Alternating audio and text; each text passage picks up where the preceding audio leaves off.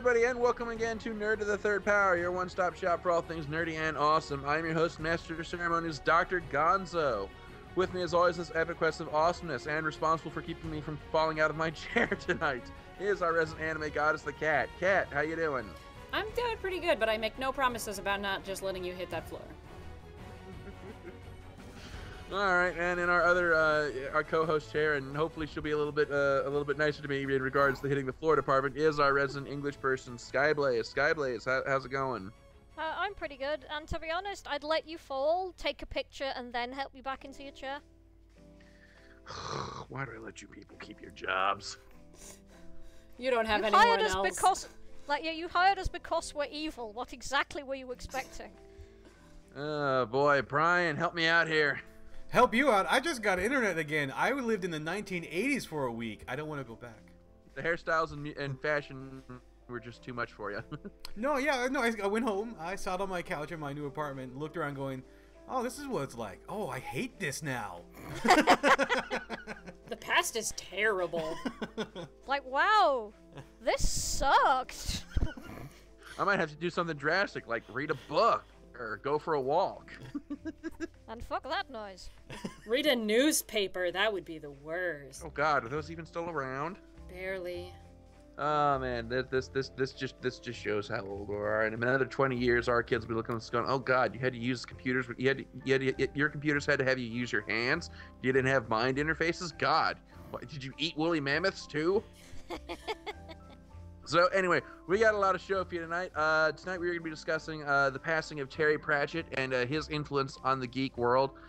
He's certainly one of the really big influences in the geek community, so it's only appropriate that we mark his passing by discussing some of our memories of him. Well, I say our, it's not really going to include me because I'm on huge amounts of drugs right now, and I'm not going to be loose. Legal ones we would just like to confirm. It's pain medication, it's not meth, it's not cocaine. Yeah, no. But first, of course, there is protocol to follow. So we are going to start, as always, with Ask a Geek, and we got some questions here. First question here is, well, it's got my name on it, but it's also sort of addressed to anyone here who's a Mortal Kombat fan, and it is from Chuck. And he asks, who all is excited for Predator being a playable character in the next Mortal Kombat? To which I say, I am absolutely fucking stoked. I think that is awesome. And I'm looking forward to the next Mortal Kombat game with bated breath. And I think I guessed correctly that I might be unique in that case here on the show. Well, no, I mean, I like Mortal Kombat when it first came out in the first couple of iterations. I sort of fell out of the franchise after a while. But this latest interpretation it's like a crossover, because it's not only Predator, like Jason Voorhees is showing up too. And they had Freddy Krueger in one of the other, like, they really just want to make a fighting game of like movie monster horror film slasher people, but like they just can't get all the rights all at one time, so they're like sprinkled through 3 sequels. You know what? If they made an actual fighting game starring like movie slasher villains, I would pre-order that shit in a New York minute. I'd be all the fuck over that. I'm like, what's that? What's that? Slasher Combat. Slasher Combat is up on Steam. Here's my $60.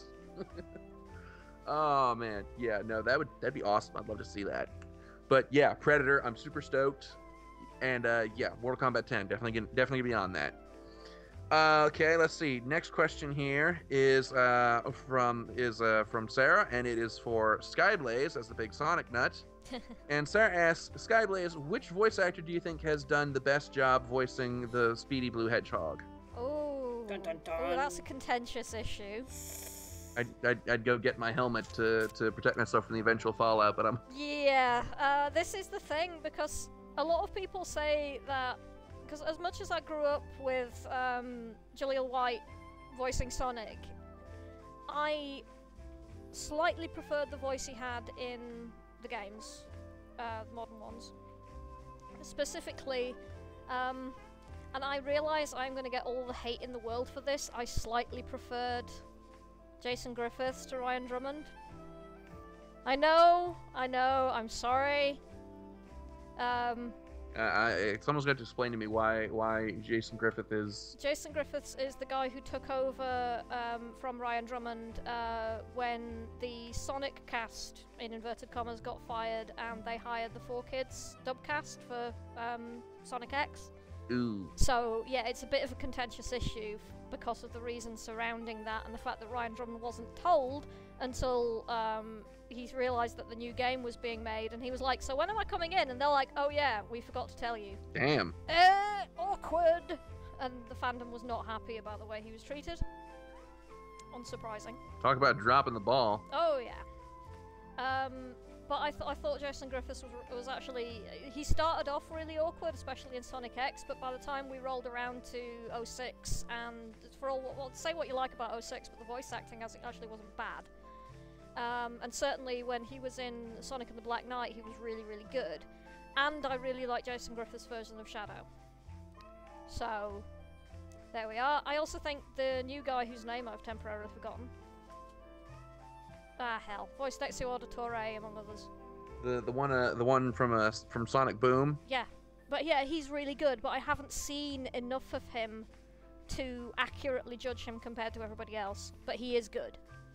But my actual personal favourite is ever so slightly by a slim margin Jason. So there we go. Okay. And she's got a second question for you, which is you have said much about the Sonic Boom video game. What are your thoughts on the animated television series? I've only seen a few episodes of the TV series so far because it hasn't been broadcast in the UK yet. I actually thought it was alright. It was certainly quite prettily animated. The voice acting was really good. It wasn't deep, it wasn't clever, it was occasionally quite funny. But personally I would have preferred something with a bit more depth to it. But it's made for kids, you know, and that's not what they were going for. They were going for something a bit more lighthearted, and that's okay, but I probably would have preferred something a bit more lighthearted. But it's certainly not bad by any stretch of the imagination, it's actually pretty decent. Okay. And final question here is for Brian, and it is from Ray, and he asks, Brian, what are your thoughts on the recent announcements regarding the Deadpool movie? And this question's actually a couple months old, so I'm guessing it's not taking into account the recent costume display. Yeah, I'm shocked they're not asking you because I mean I don't mind Deadpool, but I've never been a huge fan of him. But yeah, I saw the recent picture that just got released of Deadpool lying on a bearskin rug, behind like a fireplace and like posing sexually or whatever. Which is I was like, yeah, that's a Deadpool.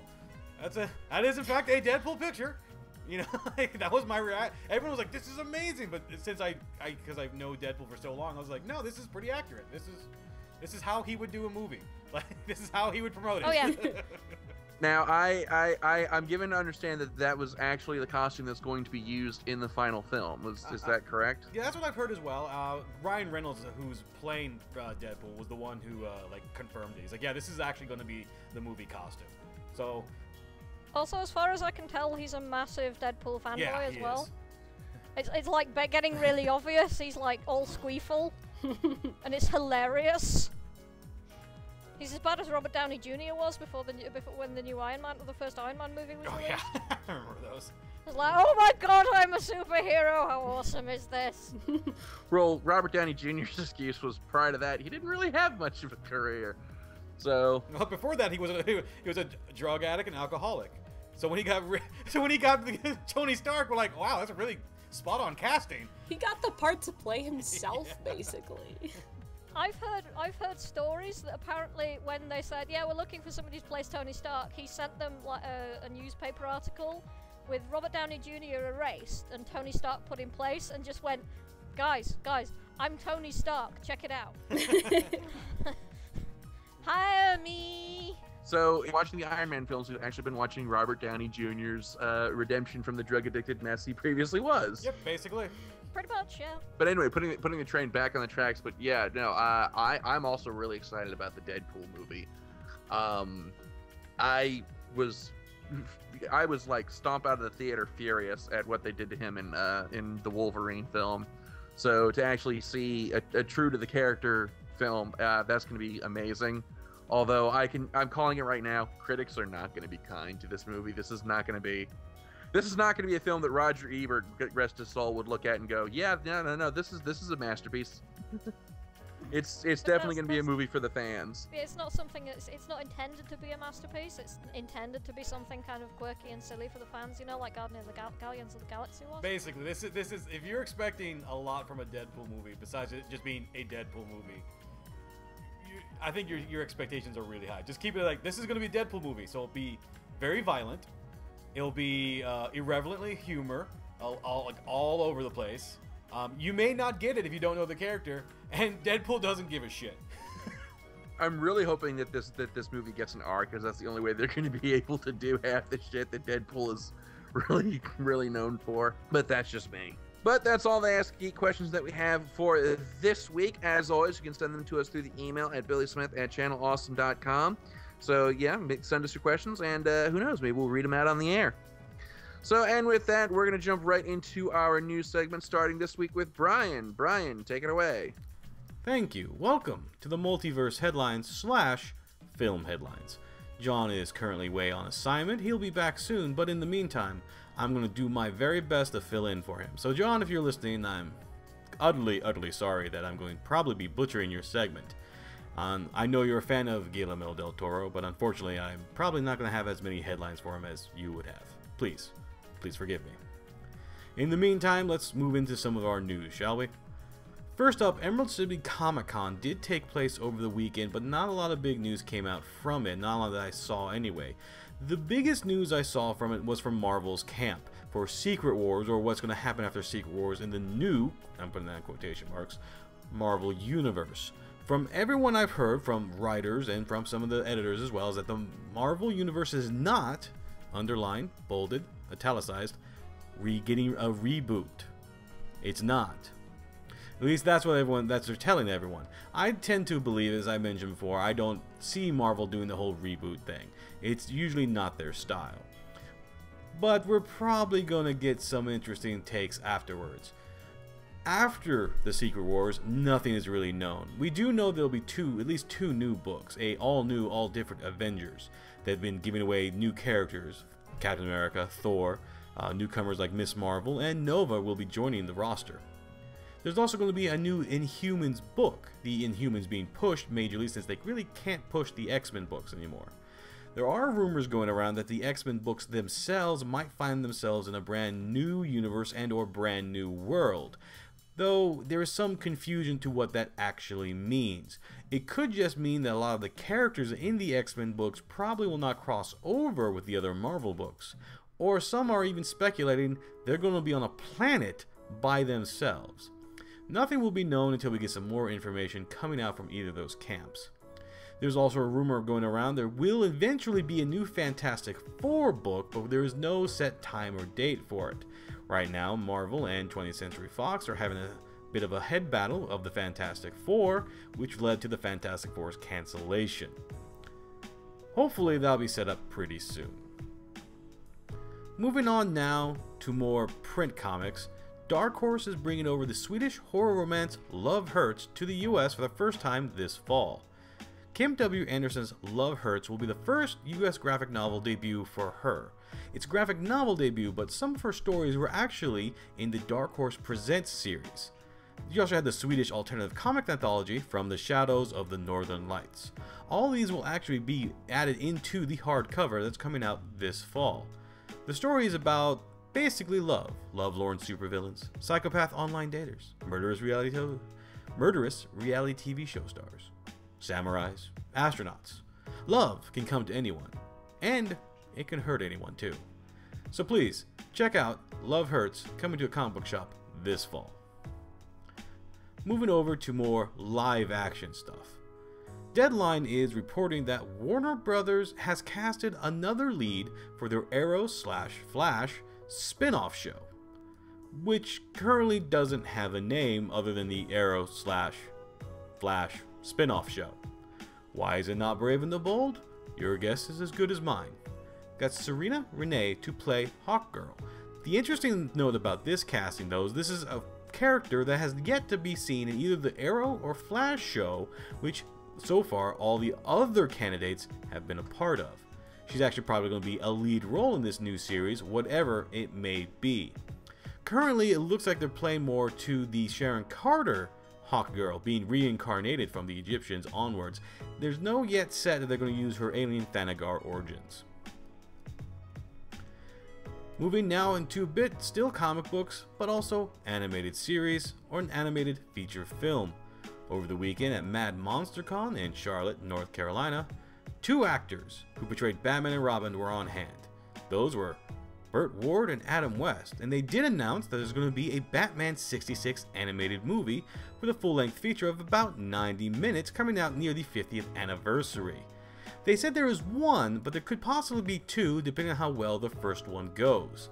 No other stories have yet been broken about this, and there's been no official word from Warner Brothers themselves or DC Comics. We'll have to wait to see exactly what happens.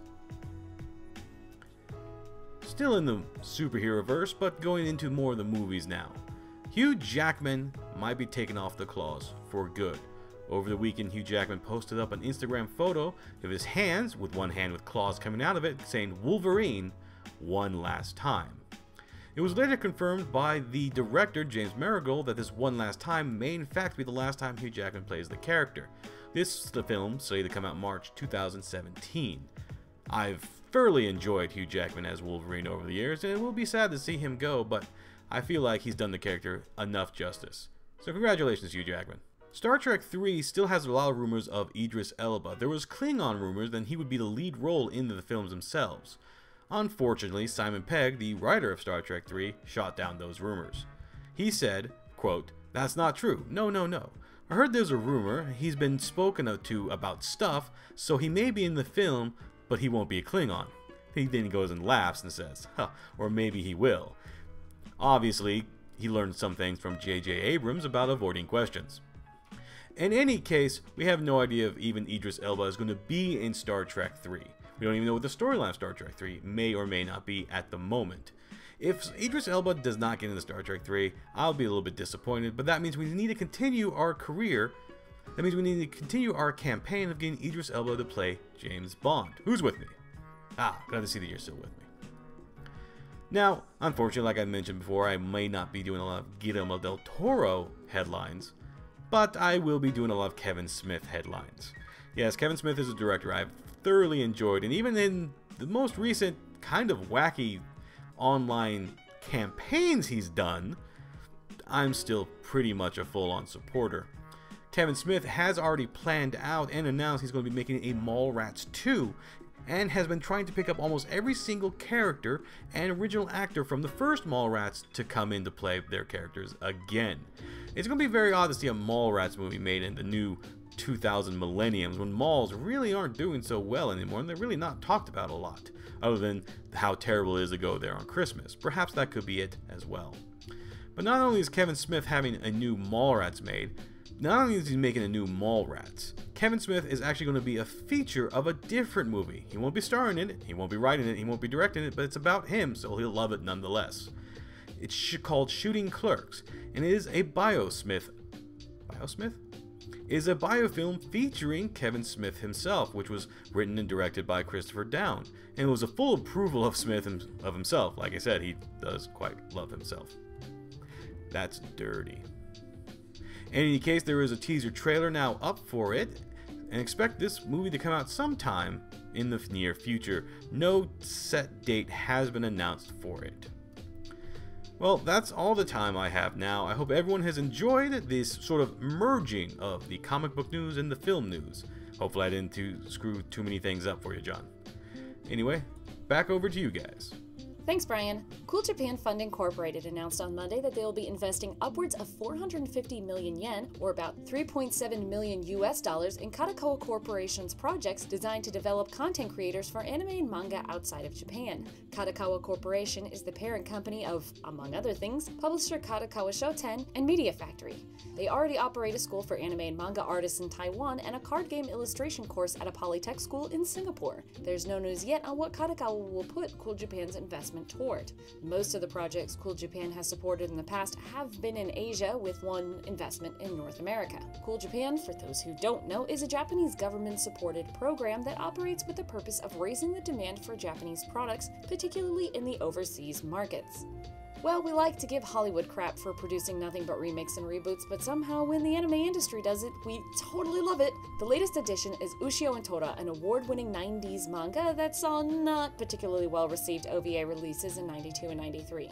But maybe it's due to the success of Parasite, a late 80s to early 90s manga that only last year got an anime adaptation, that makes it possible for a 20-year-old franchise to finally get a full TV series. In any case, the anime will premiere in July and will star Hatanaka Tatsuka as Ushio, Koyama Rikiya as Tora, Komatsu Mikako as Asako, and Yasuno Kiyono as Mayuko. No word yet on the length of the series or if it will see any kind of international release.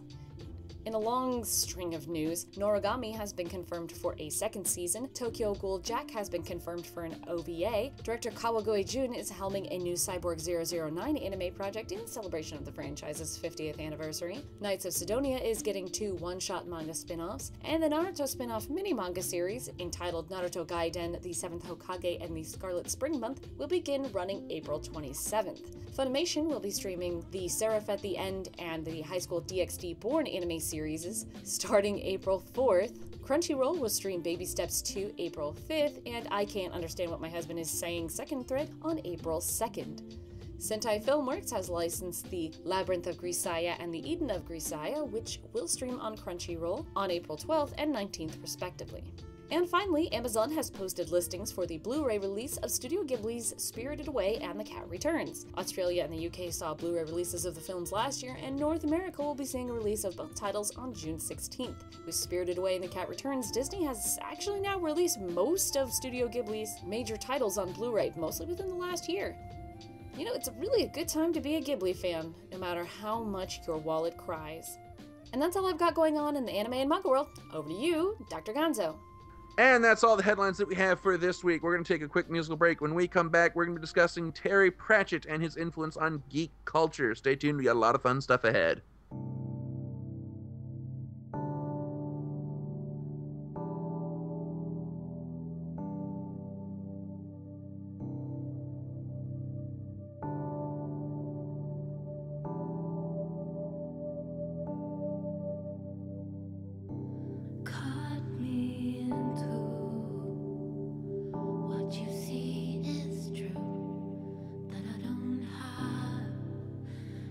Evolution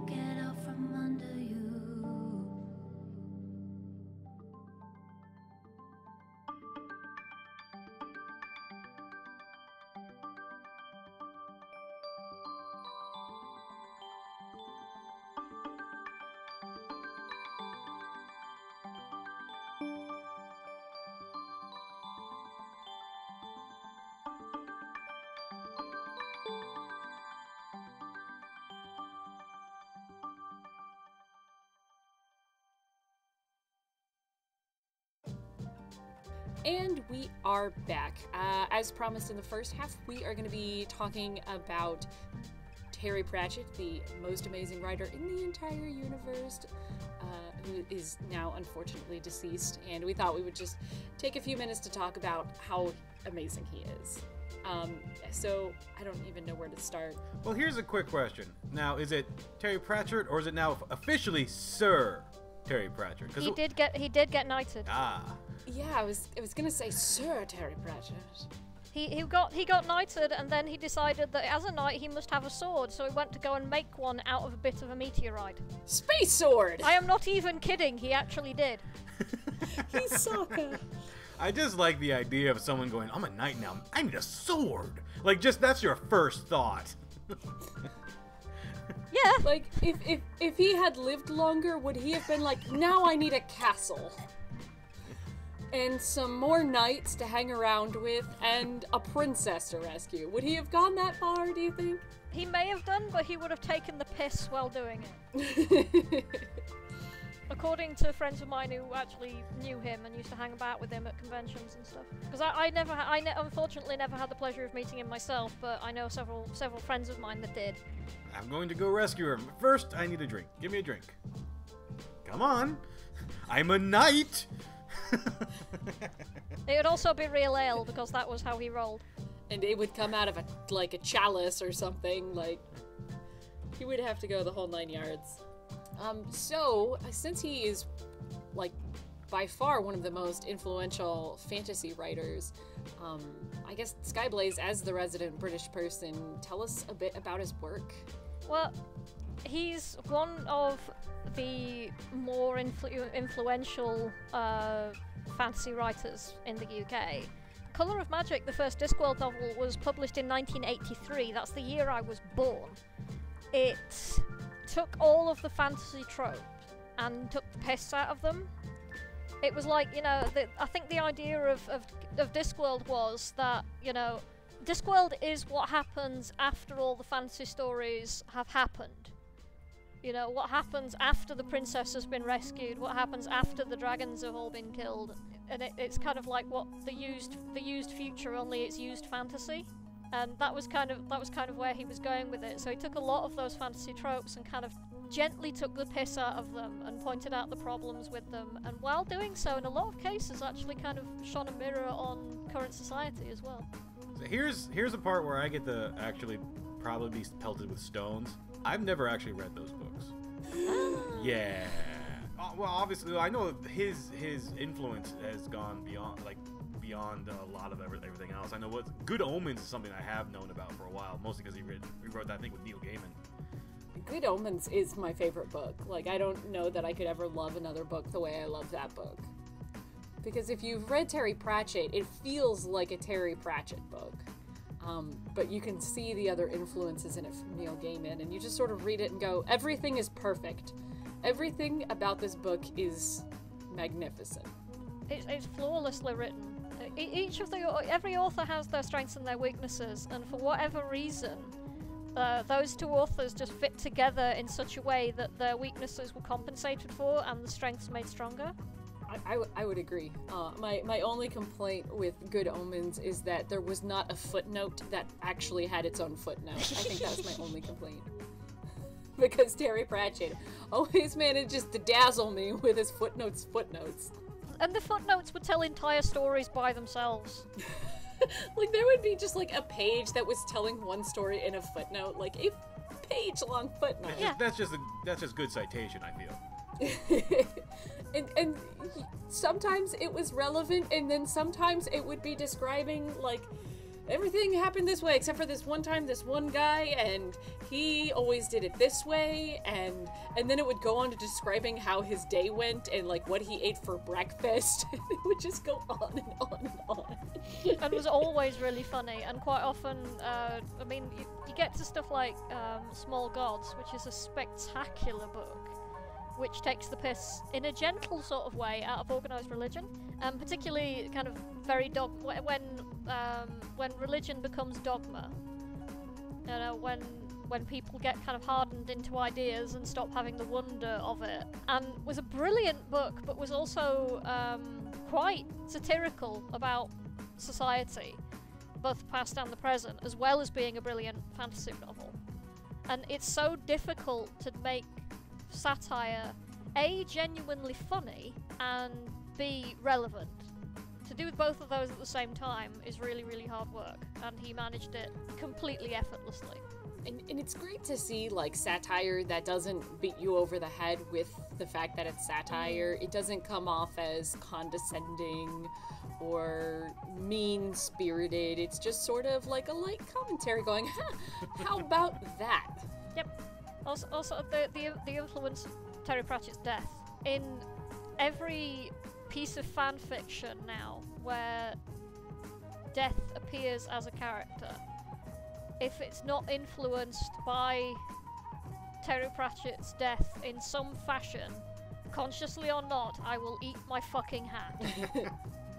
Death was actually probably my favorite character throughout all of the books. Like, Death, because death is the constant, first off, which I really appreciate. That death is always the same death in every bit of literature.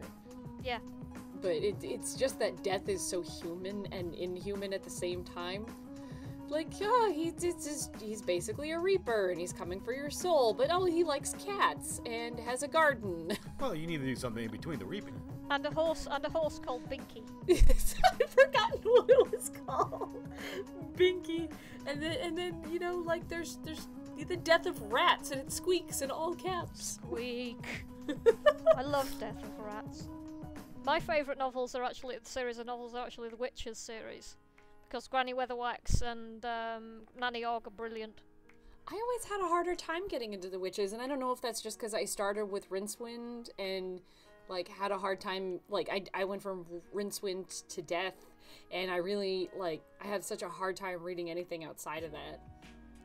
Well, the thing about a lot of the Witches stuff is that it's very much kind of there's a lot of jokes that are from that are north of England jokes, because Lancashire is Lancashire, with a lot of Yorkshire thrown in, which is where I'm from.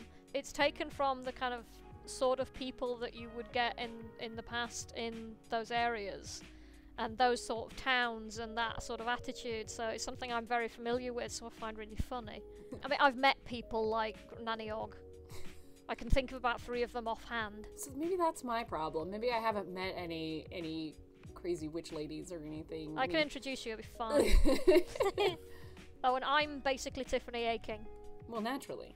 I'm loving this conversation. I think this is great. You guys can continue on. I'm just gonna listen in. Well, were you gonna ask something while we were still talking about Good Omens? No. I mean, it's so funny because when I was reading about Good Omens and I was reading up on it, was that it's a comedy about the birth of the devil's son.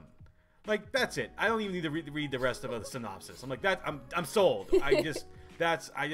What else do you want from this book? I like that the plot is, oops, we accidentally misplaced the Antichrist. I also love the bit where he gets the Hellhound. Oh, yeah. And it ends up being this kind of ratty, beaten up mutt. And that's like, I am a dog! And it's just fucking hysterical. So in the book, the Hellhound is supposed to approach the Antichrist, and the Antichrist will give him a name, and he will embody that name, and so they all get called, like, Killer and stuff like that, and the kid is like, you look like a dog to me. I'll call you Dog. Pop, it becomes a shaggy mutt. There we go. Now, there was at one point, I don't remember this, didn't they try to make a film of Good Omens, or are they still working on? Because Terry, one thing I do know about him is that he was, I wouldn't call him overprotective of his work, but he was smart about it. Like, he wouldn't give out, like, a license or anything to it willy-nilly unless he had... Oh, yeah. They keep talking about it, but I thought maybe they were leaning towards, like a mini-series or something. That was the last I heard about it, was it was going to be a mini-series at some point, but it was going to be HBO. Oh, yeah. Because I'm thinking about Neil Gaiman's American Gods, which was equally exciting. But I think that was going to run on Stars. And I think that was official, and it wasn't just bluster. the story I heard about Terry Pratchett and kind of adaptations of his work was that there was some interest from some Hollywood studio or other to adapt The We Free Men, which is the first book in the Tiffany A. King series, which is in Discworld, and is one of my favourite Discworld books. I think it's brilliant, and has these incredibly Scottish pixies called the Knack Feagle, who I love to pieces because they're so funny. And apparently the comment from Terry Pratchett was, it showed all the signs of having been a great script until the studio got involved. And that's a no. And he was like, nah. The best quote I've ever heard is because the DreamWorks actually was going to make Truckers at one point in time. But he said, it's probably not going to be made until after Shrek 17. And seeing as how poor DreamWorks Animation Studio is not doing so hot right now, that's some really good insight. Like, he was really on top of his game right there. It's like, yeah, that's probably not going to get made. No, it's not. Yep. Well, thanks for your honesty. Although the ones that were done for Sky TV, there were 3 kind of TV movies that got made, and they were actually pretty good. I think Colour of Magic and Going Postal were better than Hogfather was, but they were all really good. I don't remember enjoying Hogfather the way that I enjoyed the book, because Hogfather I've reread a dozen times. The thing about Hogfather is there's an awful lot going on in the book, and cramming it all into a TV movie is really, really hard work, especially when you've got to essentially introduce the characters at the same time. Because it's a bunch of different story threads that congregate into that book. Because you've got like the Watcher in there, there's some of the wizards in there, there's some stuff with, there's a lot of stuff with Susan in there. So kind of putting all that into the same story was always going to be really hard work. Yeah, in TV movies, you have so many other problems you have to deal with in terms of like getting things what's quote unquote, I guess, or here in the States it might be different over in the UK, like what's quote unquote appropriate, and so you're dealing with all sorts of peering eyes looking in, going like, no, I don't think we can use that, and you just kind of want to give them the finger to get off of there. Which is why I think a lot of adaptations either go to places like HBO or Starz, because A, they can give a good budget for it, they can break it up into increments, and they don't have to worry about people going, that's not appropriate for television. They go, no, too bad. We're not TV, we're HBO. It's our slogan. Funnily enough, in the adaptation of Colour of Magic, they actually did keep the line where Rincewind says to Two-Flower, hanging out with you is like standing on a hill in wet copper armour during a thunderstorm shouting that all gods are bastards. It's such a good line. It's such a brilliant line. And they kept it in. I think during daytime showings of it, the bastards thing got bleeped, but it used a thunderstorm sound effect or something to bleep the line, which I thought was pretty clever. That's actually perfect. If you have to bleep it, do it right. You're cursing the gods, you get struck by lightning. No, it works. That makes perfect sense. And now, Sir Terry Pratchett also, I think he was one of the first to use. He was like one of the first, almost like authors to use the internet too, in terms of communicating with his fans. I remember that being a huge deal back in the mystical year of 1993. He was on Usenet when hardly anybody knew what Usenet was. Yeah, so like the idea that was more open to using new types of technology is something like a lot, because a lot of writers like, no, we have to do it pen and paper, we have to do it like this. He was like, no, this is another really cool thing to use, guys. We should probably try doing this. It makes my writing easier. I can travel and write as well. And it seemed to like transfer over back into, because he helped out make with like video game adaptations. It became somewhat of a video game like connoisseur. Yeah. Citing games of Half-Life 2. Yeah, because there was there was Discworld Noir. There was, I can't remember what else there was, but there were at least 3 of them. Oh, yeah, he was because this going back, I guess, a little bit to my territory, just to see like a fantasy author of such high quality, because not to say a lot of old authors are stuck up, but a lot of old authors are stuck up. Some of them can be, yeah. But to see someone go, this is really cool, I shall use this. I think that maybe opened the door a little bit, that this is not something like, don't fear the technology, use the technology, make it better. He was very, very good at connecting with the fans. As I've already kind of mentioned, he went to a lot of the UK conventions. I mean, in the early days, he would sometimes just go as an attendee. By all accounts, he just used to show up. And they'd be like, are you Terry Pratchett? And he'd be like, nope. at one point he used to have 2 badges. One that said Terry Pratchett, the other one that said a fake name, so people wouldn't bother him. So when he was wearing the fake name badge, people would know, like, he just wants to be left alone right now. I was like, I don't think people were gonna buy it. I mean, people know what he looks like. Yeah, this is back in the early days.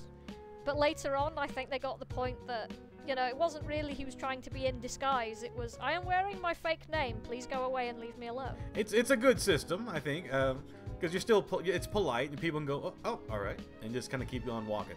He seems like one of us. Like he just seems so like down to earth, and he seems like he would share the personality of the readers. Like, hey, I write this stuff and this attracts these kinds of people, and that's the kind of person I also am. You know, he was a D&D player. I would expect nothing less. Now, he's a player, or was he a dungeon master?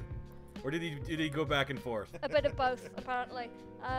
If he was the dungeon master, that would be the sickest game ever. Oh yes. It would be unbelievable.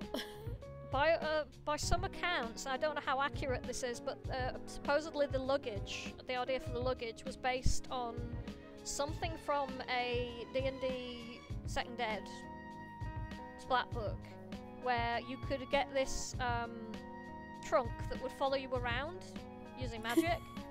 And it would respond to verbal commands. So you'd say, like, turn right, and it would turn right. So you could put all your stuff in it. So you wouldn't have to carry it around in packs or whatever. But every so often, it would fail to respond to the verbal command. And, you know, the rule of fiction says that it would always respond, because, you know, Sod's Law says it will always fail to respond to the verbal command when it's heading towards a cliff. Or a river, or something equally annoying. Turn! Turn! Turn! Oh shit! That's all of your. That's like 4,000 gold worth of stuff just got off the edge of a cliff there. It's so funny you mentioned that luggage, because that actually ended up in a Minecraft mod. Of course it did. I was testing out with a long time ago. And you can make it. It's just a chest that follows you around, and whenever something drops, it goes and he takes it. Unfortunately, it is also kind of dim, because you'll be mining, turn around, where's my luggage? And it's just off somewhere. You're like, oh. He's got more than one off. Luggage is definitely one of my favorite characters. Like, just this thing, and every time I try and explain luggage to someone who has never read one of the books, it's impossible to make luggage sound like something that is real. Like, okay, it's this piece of luggage with like hundreds of tiny feet, and it walks around, and it's alive.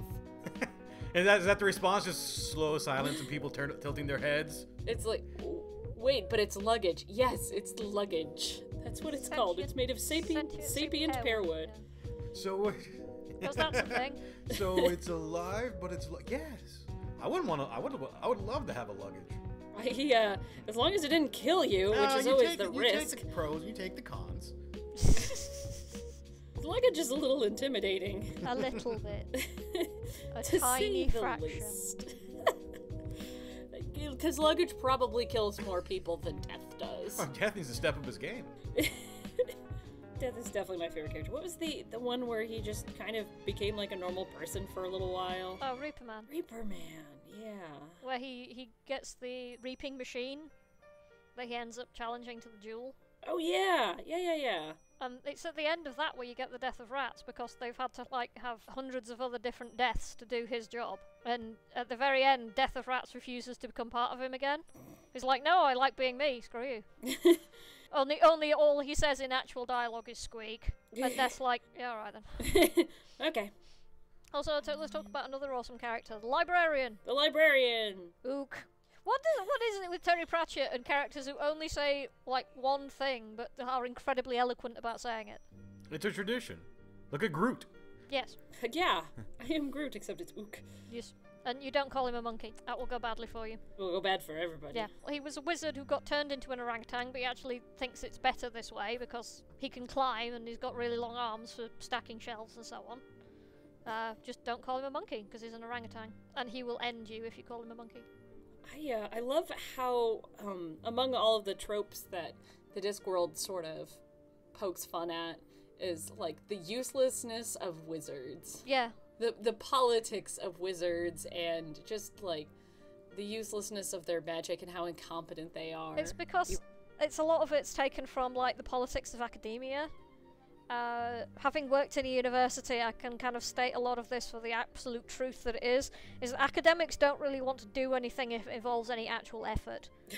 If they can coast along on what they did 20 years ago, they'll be quite happy to do that. I know this is a gross generalization, but I did spend 7 years working at a university. I think I have the right to bitch about it. Can I have this thing that you promised me like 4 months ago, please? Oh, I'll get to it. Eventually. Just because you asked, I'm adding another month. Yeah, pretty much. Punishment. Or they'll turn up at your office and say, like, I need this done, like, within 24 hours. That's nice. Goodbye. It's not going to happen. Well, I will scream and scream until I am sick until it is done. Right. Okay. And I earn more money for the university than you do. Shit. They've got me. I'm just gonna probably have to go. I'm on Amazon seeing if I can get the Discworld stuff. That may take you a while. There's quite a lot of it.